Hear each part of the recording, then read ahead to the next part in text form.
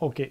Alors, supposons que vous avez pris une position, on va dire, courte, parce que vous anticipiez une baisse de prix, n'est-ce pas? Et que dans votre bilan, ben, vous aviez peur de perdre à cause justement d'une baisse de prix, mais que ce qui arrive vraiment, c'est une hausse de prix. Donc, le prix augmente, OK, entre P et PT plus 1, mettons. OK? Donc, entre aujourd'hui, le temps T et le temps T plus 1, le futur, le prix augmente. Vous êtes en position courte, vous êtes en train de prendre une perte, n'est-ce pas? Donc, parce que vous anticipiez une baisse. Et donc là, c'est un petit problème. Comment est-ce qu'on pourrait faire en sorte de se couvrir le bilan et d'éviter d'essuyer des pertes quand ce n'est pas nécessaire? Alors ça, c'est le sujet des options.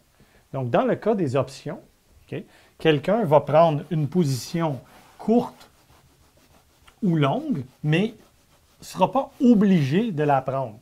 Donc, je m'explique.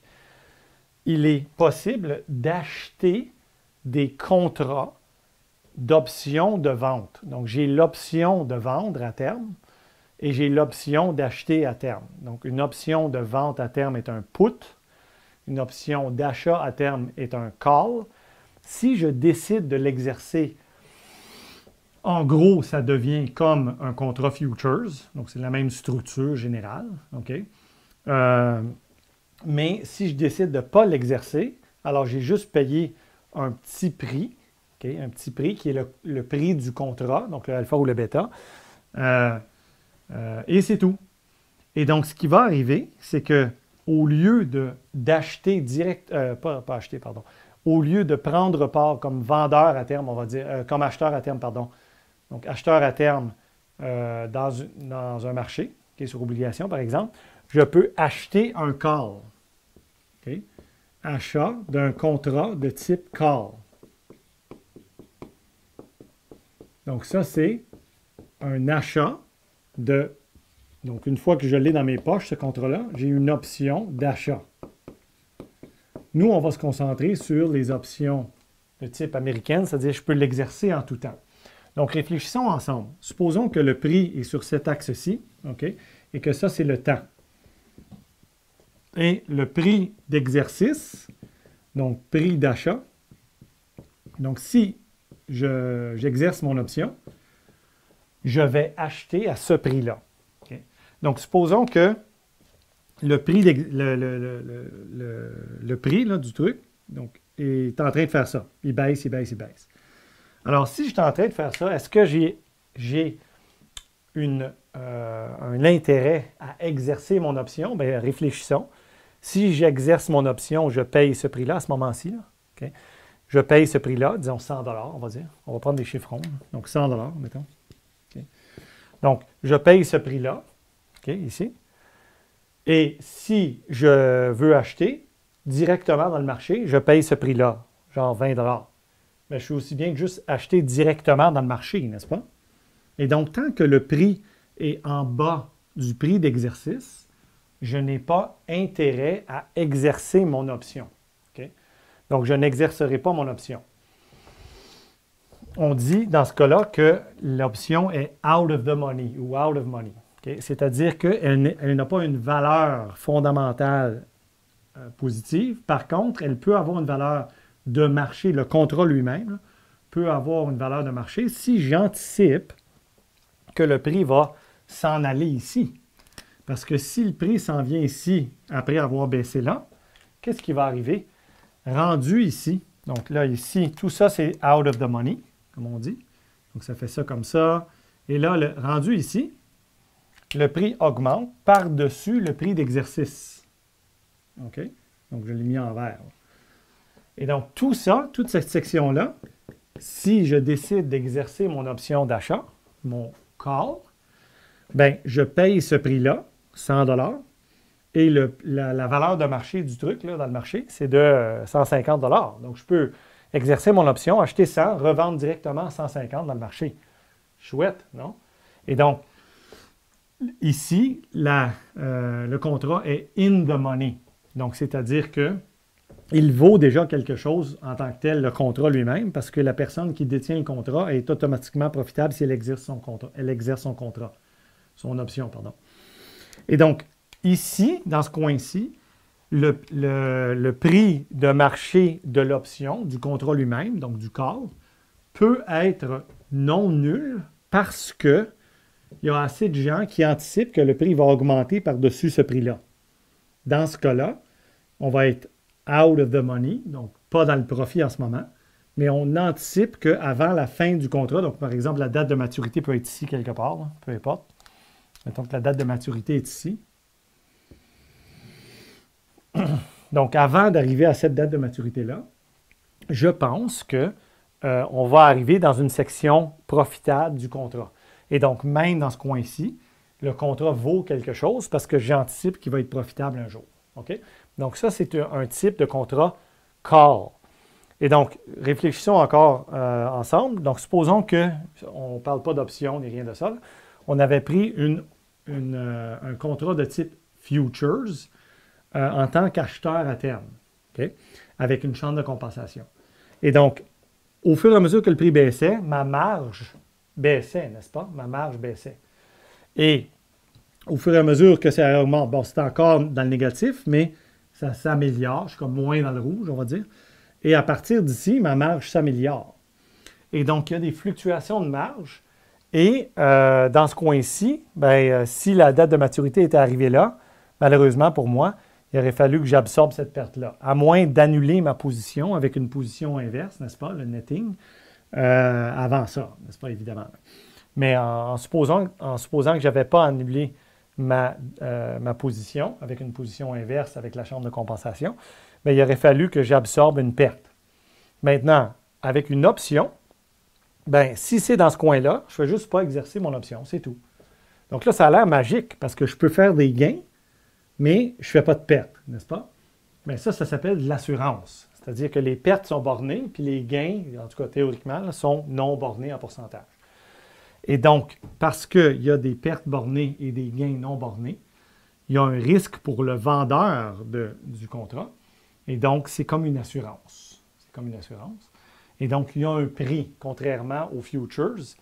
Il y a un prix des contrats call. Donc, ça se vend, il y a une valeur de marché. C'est comme une action. La valeur de marché elle-même fluctue. La valeur. Donc, plus la probabilité que le prix soit profitable un jour, plus la valeur de marché du call va être grande. Okay? Et plus la probabilité que le prix arrive, le prix spot, le prix de marché, là, arrive dans une section profitable de l'option est basse, plus la probabilité est faible. Autrement dit, plus les gens pensent que ça va rester ici, plus bas va être le prix de marché du call en question. Okay? Donc ça, c'est l'idée générale d'un call. Maintenant, faisons le graphique d'un call. Donc le graphique d'un call, ça va comme ceci. Ici, on va mettre la ligne de profit. Donc ça va être un axe de profit. OK? Axe de profit. Et ici, c'est des profits de 0. 0. Ici, c'est des pertes, donc moins quelque chose, donc des pertes. Et ici, c'est des profits positifs. OK? Là, on va faire la ligne de profit, les lignes de profit pour un contrat d'option d'achat. Donc, autrement dit, si j'achète un contrat d'option d'achat d'un vendeur d'options, n'est-ce pas? Je suis long in a call. Donc, en gros, je suis en position longue dans le call. OK? Donc, si le prix d'exercice, on va dire, est de 100 $, 100 $, ici, c'est le prix, on va dire, spot.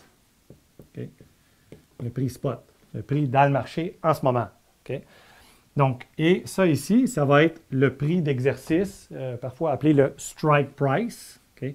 Qu'on note par exemple avec un X, okay? Qu'on note avec un X égale 100 $, par exemple. X égale 100 $. Donc, supposons que le prix est ici. Okay? Il est en bas du strike price. C'est-à-dire que, encore une fois, il faut réfléchir parce que c'est mélangeant au début quand on voit ça pour la première fois, les options. Ça veut dire quoi? Ça veut dire que, mettons qu'il est à, je ne sais pas moi, mettons 10 $. Okay? Donc 10. Ça veut dire concrètement là, que à 10 $, okay, à 10 $, je peux décider d'acheter de la personne dans mon contrat d'option, okay, ou donc à 100 $, ou d'acheter à 10 $. Est-ce que je vais exercer mon option? bien, j'ai le choix d'acheter à 10 dans le marché directement ou d'exercer mon option et de payer 100 $. Ça serait con d'exercer mon option. Je peux obtenir la chose directement pour 10 $. Je ne vais pas l'exercer. Donc, quel est mon profit net, moi, en tant que détenteur de call en ce moment? C'est tout simplement le prix que j'ai payé au début. Donc, supposons que j'ai payé, je ne sais pas, moi, mettons 10 $. Okay, donc, je prends n'importe quoi, là. Donc, je suis à moins 10. Okay. J'ai payé 10 $ pour le contrat. Bien, si je ne fais rien, j'ai perdu 10 $, n'est-ce pas? Mettons, je ne fais rien tout le temps. J'ai perdu 10 $. Donc là, le prix, mettons, il arrive à 90. Alors là, ça va devenir intéressant. Okay. Donc, il arrive à 90. Okay. Donc là, encore une fois, j'ai le choix de payer le prix de marché 90 si je veux acheter ou d'exercer mon option et d'obtenir de payer 100 $. Donc, qu'est-ce que je vais faire? Je n'exerce pas, n'est-ce pas? Ce n'est pas intéressant. Donc, 90 $ n'est pas non plus intéressant. En fait, tant que le prix de marché est en bas du prix d'exercice, ce n'est pas intéressant d'exercer. Donc, rendu à 100 $, lorsque le prix va frapper 100 $, qui est le prix d'exercice ou le strike price, là, ça change. À partir de 100 $, mettons, je ne sais pas moi, mettons 105 $, mettons qu'on est à 105 $. Okay. Alors là, ça change un petit peu. Donc là, on va se faire de la place. Okay. Donc graphiquement, on va se faire de la place. Donc là, on va juste se rappeler que, je vais faire un petit ménage ici. Donc on va se rappeler que ici, c'est 100 $. OK? Ça, c'est 100 $.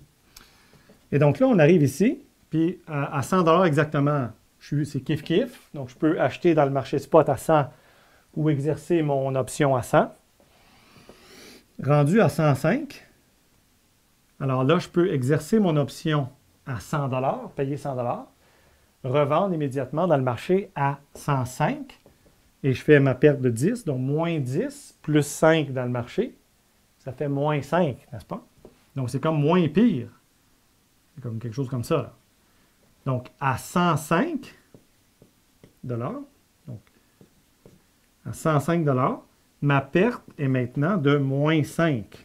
Moins 5, c'est mieux que moins 10, n'est-ce pas? Et donc, j'aurais un incitatif déjà là à exercer, mais peut-être que j'anticipe que le prix va augmenter très passé, dans une zone très profitable. Donc, supposons que ça arrive à 110 $. Donc ici, là, c'est 110. Si j'exerce à ce moment-là, encore une fois, j'appelle la personne de mon contrat, je le call, on va dire. Je lui dis, garde, je t'achète le truc à 100 $ et moi, je peux le vendre directement dans le marché à 110. Donc, je fais un plus 10 là. Et j'ai fait une perte de moins 10 au début avec mon profit, le comptant que j'ai payé. J'ai payé moins 10, bien 10.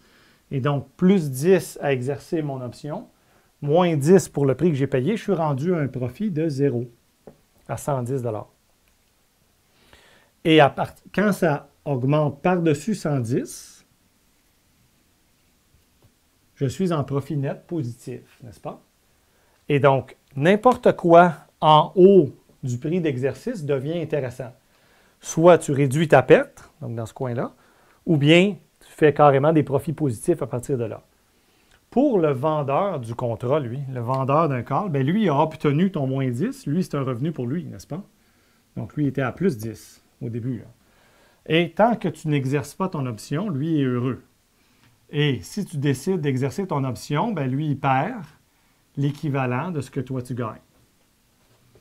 Donc, si, encore une fois, je décide d'exercer à, on va dire, 110 $, bien lui, il m'achète quelque chose 100 que j'aurais pu vendre dans le marché à 110.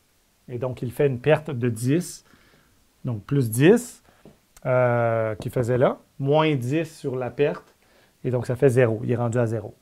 Et à partir de en haut de 110 $, il est en perte nette. Et donc, théoriquement, ma perte, bien pas théoriquement, donc ma perte est bornée, n'est-ce pas, ici, à 10 $. Donc, si je fais rien, c'est juste 10 $ que je perds. Et théoriquement, bon, ça peut augmenter à l'infini. Okay. Et le contrat d'assurance, lui, celui qui a vendu le contrat, bien, lui est exposé, évidemment, à faire une grosse perte si le prix augmente beaucoup. Et donc, c'est pour ça qu'il charge un prix au début. C'est une prime d'assurance, okay? Parce qu'il s'expose évidemment à des pertes potentielles. Et donc, voilà les calls. Okay? Et donc, la ligne de profit de celui qui a acheté un call est ici. Et la ligne de profit qui a vendu un call, donc celui qui vend le contrat, est ici. Okay? Et donc, ce marché-là, finalement, une fois que j'exerce mon option, on oublie le prix que j'ai payé. Ça, c'est un coût irrécupérable, un sunk cost qui est derrière moi. Okay? Donc, une fois que j'exerce mon option, ça devient exactement comme un contrat futures normal. Okay? Exactement. Évidemment, finalement, je vais avoir quand même payé là, par contrat, donc il n'y a pas de magie. Il y a un compromis. Parce qu'on réduit les risques, bien évidemment, on paye pour. Donc, il y a un prix à payer au début. Mais ça devient comme des contrats à terme ordinaire de type futures. OK? Donc, ça, c'est un contrat call. Donc, je vais l'exercer si c'est profitable pour moi. Donc, si j'anticipe des hausses de prix, je peux acheter plein de calls, par exemple. Puis, si j'anticipe des baisses de prix, je peux acheter plein de puts. Donc, ça, c'est l'autre type de contrat d'option, des puts.